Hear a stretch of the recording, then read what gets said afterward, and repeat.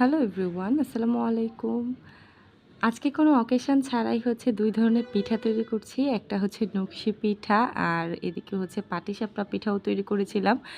আর ২ টা পিঠাই কিন্তু সবার অনেক বেশি পছন্দের আর আশা করছি আপনাদেরও আজকের ভিডিওটা অনেক বেশি ভালো লাগবে। তো প্রথমেই হচ্ছে আমি নকশি পিঠার জন্য কিন্তু এখানে পানি বসিয়ে দিয়েছি গরম করার জন্য। তো পানিটা বলক আসার পর পরিমাণ মতো হচ্ছে লবণ দিয়ে দিলাম। আর এখন হচ্ছে চালের গুঁড়োটা দিয়ে আমি জাস্ট আটাটা করে নিচ্ছি। তবে আটা করা কিন্তু খুবই ইজি। আপনারা যারা নরমাল রুটি তৈরি করার যে আটাটা তৈরি করেন, সেই আটার মতোই কিন্তু এটা তৈরি করতে হবে। জাস্ট এটাকে পানির সাথে মিশিয়ে দিয়ে সেদ্ধ হওয়ার জন্য বসিয়ে রাখতে হবে। যখনই আটাটা সেদ্ধ হয়ে যাবে তখন হচ্ছে আমরা এটাকে নামিয়ে তারপর রুটির জন্য গোল করে নিব। তো এই তো এদিকে অনেকক্ষণ পর আমার আটাটা কিন্তু মোটামুটি সেদ্ধ হয়ে গিয়েছে। এভাবে হাত দিয়ে ধরেই কিন্তু বোঝা যায় যে আটাটা কতটা সেদ্ধ হয়েছে। তো এখন হচ্ছে এটাকে নামিয়ে আমি এটাকে গোল করে রুটির মতো করে নিয়েছি। আর এদিকে হচ্ছে কিছু চিরুনি ভেঙে নিয়েছি। এখানে হচ্ছে ৪ কাটা আছে, তারপর ৩ কাটা, ২ কাটা এরকমভাবে হচ্ছে একটা চিরুনি আমি ভেঙে নিয়েছি। আর সাথে তো খেজুর কাটা আছেই। এই পিঠার মেইন উপকরণই হলো কিন্তু এগুলো, চিরুনি ভাঙা আর এই খেজুর কাটা। তো এখন হচ্ছে কিছু রুটি বেলে নিচ্ছি আমি। তবে রুটির সাইজটা কিন্তু ছোট, ছোট হবে। কিন্তু একটু মোটা, মোটা করে রুটিগুলো বেলতে হবে। উপরে হচ্ছে আগে একটু তেল ব্রাশ করে নিয়েছি রুটির মধ্যে। এখন হচ্ছে নিজের ইচ্ছে মতো ডিজাইন করে নেওয়ার পালা। প্রথমে হচ্ছে আমি যেই ডিজাইনটা করব সেই অনুযায়ী হচ্ছে চিরুনি ভাঙাটা দিয়ে আমি দাগ কেটে নিচ্ছি। আর প্রথমে হচ্ছে ৪ কাটাটা দিয়ে আমি দাগ টেনে নিয়েছি। এখন যে ৩ কাটা আছে সেই ৩ কাটাটা দিয়ে হচ্ছে এভাবে ছিদ্র ছিদ্র করে দিচ্ছি।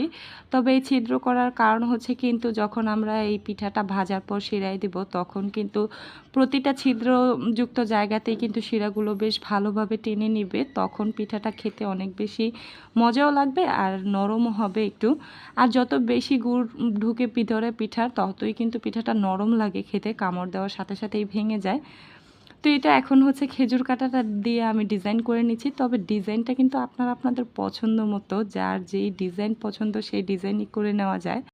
অনেকে এই পিঠার সাইডের অংশটা কিন্তু টিনের কাটার অংশ দিয়ে কিন্তু কেটে নেয়, কিন্তু আমি এভাবে সবসময়ই কাটা দিয়েই কেটে নেওয়ার চেষ্টা করি। এভাবে মনে হয় খুবই ইজি হয়ে যায়, খুব তাড়াতাড়ি করা যায়।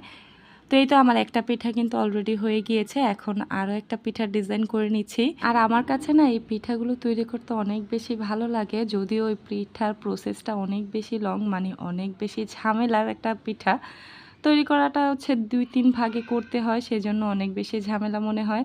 কিন্তু আমার কাছে না এই পিঠাটা তৈরি করতে বেশ ভালো লাগে, মানে এই ডিজাইনগুলো করতে অনেক বেশি ভালো লাগে। তো এই তো এখানে অনেকগুলো পিঠাই কিন্তু আমার তৈরি করা হয়ে গিয়েছে। চেষ্টা করেছি এক একটা এক এক ডিজাইনের করে তৈরি করার। তো এই তো অনেকগুলোই তৈরি করা হয়ে গেল। এখন হচ্ছে ভেজে নেওয়ার পালা। আরও কিন্তু পিঠা তৈরি করা হচ্ছে এদিকে। তো এই তো এখন হচ্ছে চলে আসলাম ভাজাভাজি করতে। এদিকে হচ্ছে ভেজে নেওয়া হচ্ছে আর ওদিকে তৈরি করাও হচ্ছে। একসাথেই হচ্ছে তৈরিও করা হয়, সাথে ভাজাও হয়, না হয় হচ্ছে নিচে দিয়ে লেগে যেতে পারে পিঠাগুলো। তো এই তো একবার করে ভেজে রাখা হয়েছে, আবার দ্বিতীয়বার ভেজে তারপর হচ্ছে শিরায় দেওয়া হবে।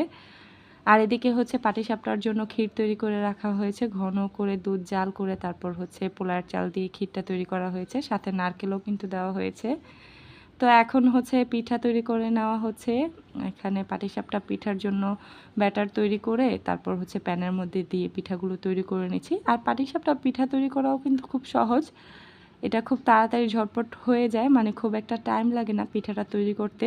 তবে আপনি পারফেক্টলি যদি পিঠার গোলা তারপর ক্ষীরটা তৈরি করতে পারেন খুবই মজা করে, তাহলে কিন্তু পিঠাটাও খুব বেশি মজা হয়। আর এই পিঠার টেস্টটা কিন্তু নির্ভর করে ক্ষীরের উপরেই। আপনি পাটিসাপটার ক্ষীরটা যতটা মজাদার হবে পিঠাটাও কিন্তু ততই মজাদার হবে। তো এই তো এখানে অনেকগুলো পিঠাই তৈরি করা হয়ে গেল। তো এই ছিল আমার আজকের পিঠার ভিডিওগুলো। কেমন লাগলো অবশ্যই কমেন্ট করে জানাবেন।